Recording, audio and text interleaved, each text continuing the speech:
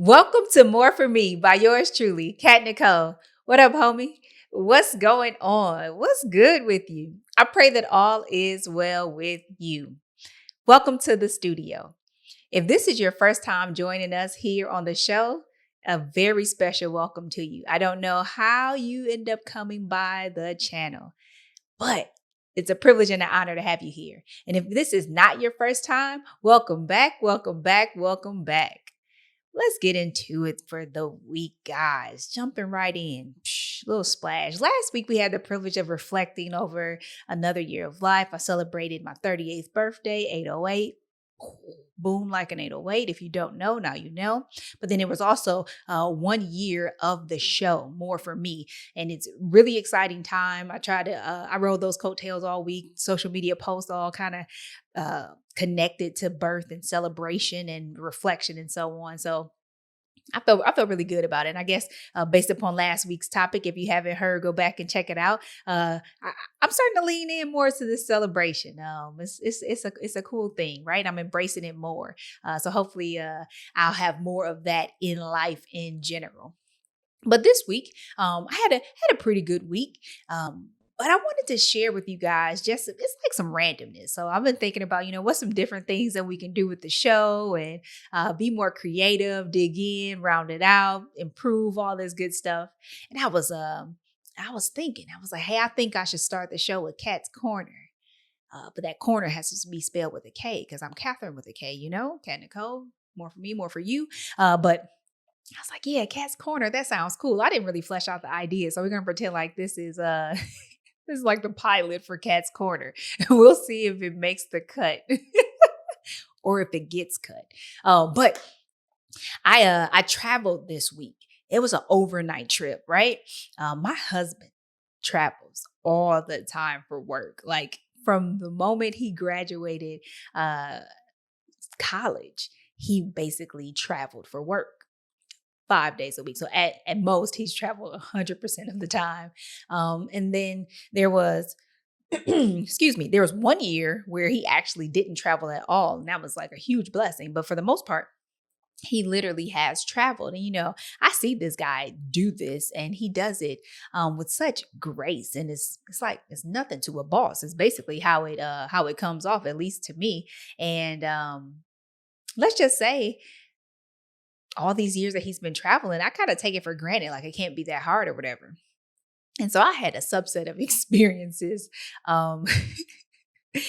and I had to own it. Like traveling isn't that easy. So the first the first thing that happened to me is like just a lemony split. It's a series of unfortunate events. Like I get ready to head to the airport. My husband suggests that, hey, you can get on an earlier flight. We have some schedule changes, some things that allow for him to have more capacity to be with the kids earlier.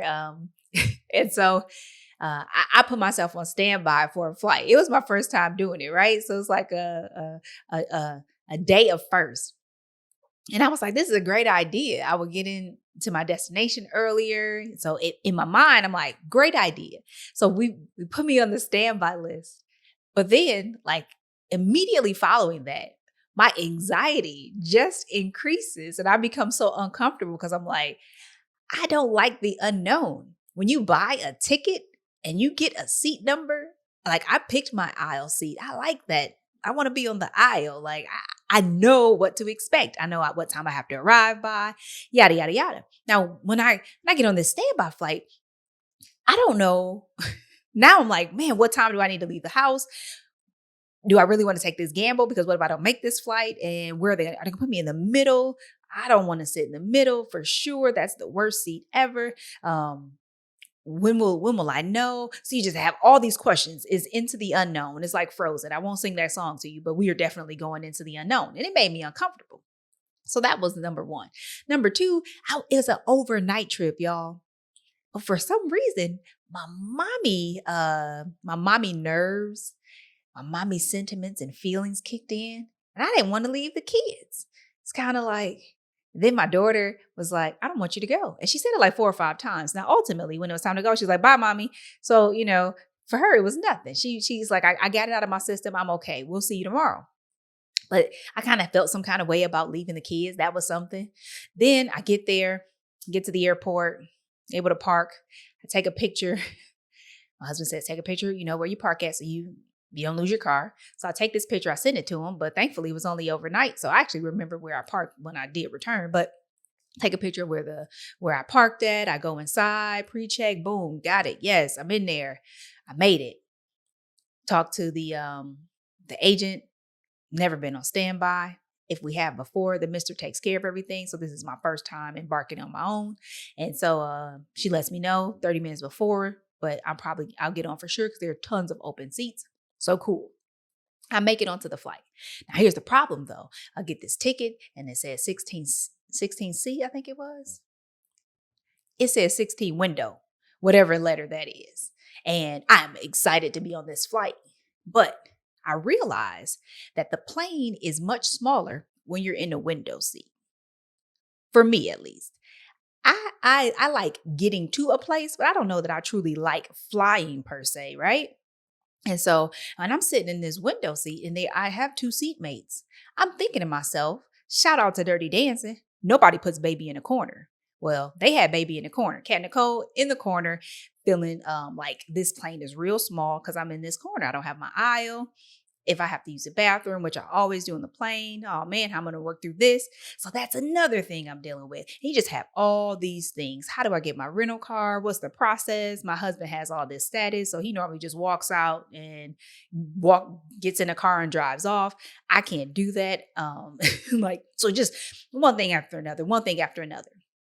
The biggest thing that I realized though, you're like, where's she going? Hey y'all, this is Kat's Corner. I hope you love it. I hope you love it. But one of the biggest things that I realized, I don't really like traveling. And then I had to marinate on that some more. And I was like, I do like going places. It's like shopping, right? I don't like the act of shopping. I like making purchases. So if I know what I want, going there, that thing, that color, okay, maybe I have to try on a size or two or something. I'm not doing a lot of trying on, period. Like I'm not, but I know what I want. Let's make the purchase. Let's get out of here. That's what I like to do. So apparently I'm on the same thing for travel. And it really hit me because 2 weeks ago, I had the sort of privilege of traveling by myself with the kids.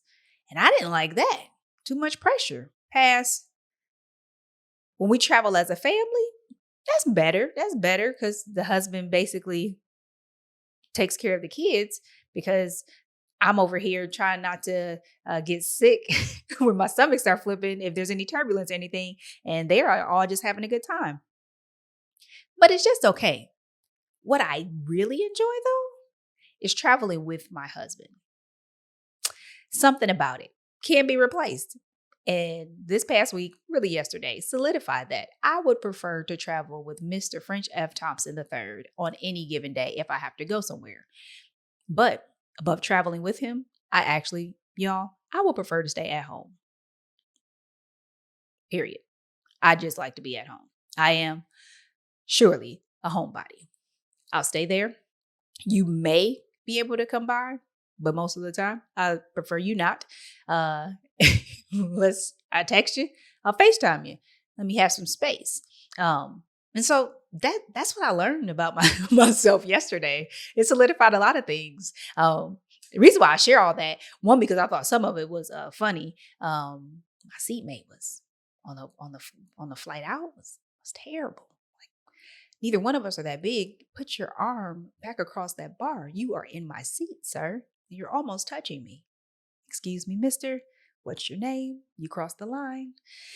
But all that to say, I hope that this really does lead into something. Hang with me, people. We're going somewhere. That I want to encourage you and challenge you at the same time, like getting to know you. That's what it really is. And I am realizing that like learning and or knowing yourself is an ongoing thing. Someone asked me last week, like, what's my hobby, my favorite hobby, my thing to do.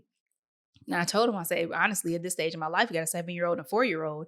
I am rediscovering me, but then also incorporating family into what I like to do, right? So my husband likes to take pictures. So my son has one of his older cameras and he goes around and takes pictures, right? So something that you're able to do, you can kind of do more even with little ones when you incorporate them into it and you have the privilege of exposing them to more and things that they might like engaging in. Same difference when I started playing basketball, just shooting around with my son. He likes it. So that's something that we can do and something that I enjoy doing occasionally when the sun isn't beaming down on us, but that I find it's fun. It's a nice workout and cardio.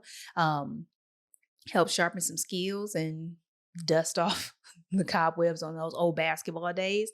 But like I though have to make the time to figure out like what do I like to do, and even just understand more things about me, and to know that as I continue to evolve, there are things that aren't so prominent that will continue to change. Right, the moment that I found out I should stop eating dairy, that was pretty obvious because I tried to have like some ice cream and some cheese all at the same time, and it didn't work out well for me or for the family. But there are certain things that might not be so obvious, right? Like window seats, I used to be fine with them. I would keep the shade down so that I didn't have to look out maybe until we were very high. And then French would kind of pressure me to lift the shade and I'd glance and say like, oh, this is beautiful and put the shade back down. But now things have changed. That corner, it felt like the plane was smaller. I don't like being next to people in general, but I didn't want to sit next to the seatmate and I felt trapped. Somehow on the aisle, I just feel like I have more control and more flexibility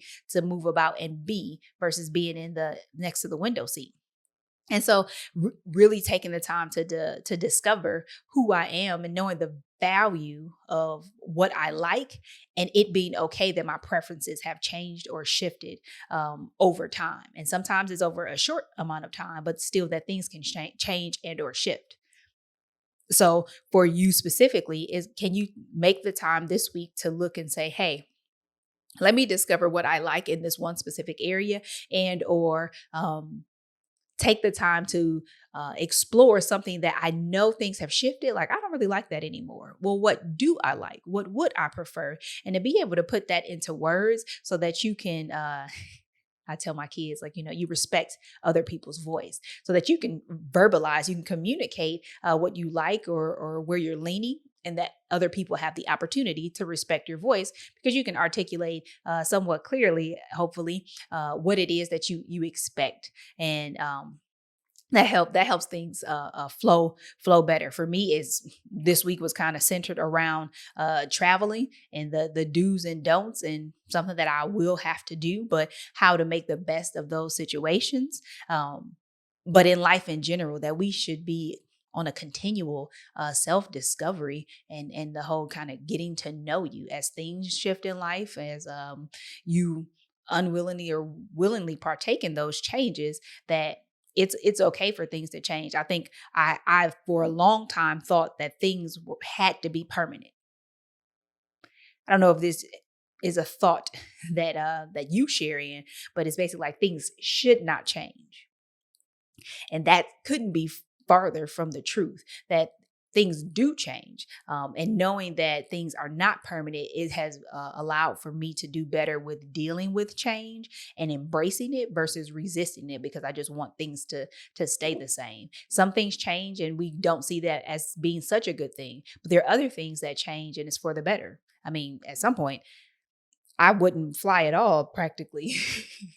And for my traveling husband, that wasn't going to work well. So that changed where I began to embrace and appreciate the ability to travel. Same goes for him. At some point, he's like sitting in the house, like that doesn't sound fun. But now there are times when we would just stay at home and chill, and we can enjoy those moments. So change can be good, but sometimes change isn't so good. I've talked about before when we made the big move from Texas to California. That change wasn't so good for me. Of course, it's working out for the good because I am called according to the purposes of God, and I love the Lord, and so it says in His Word that things will work together for the good for me.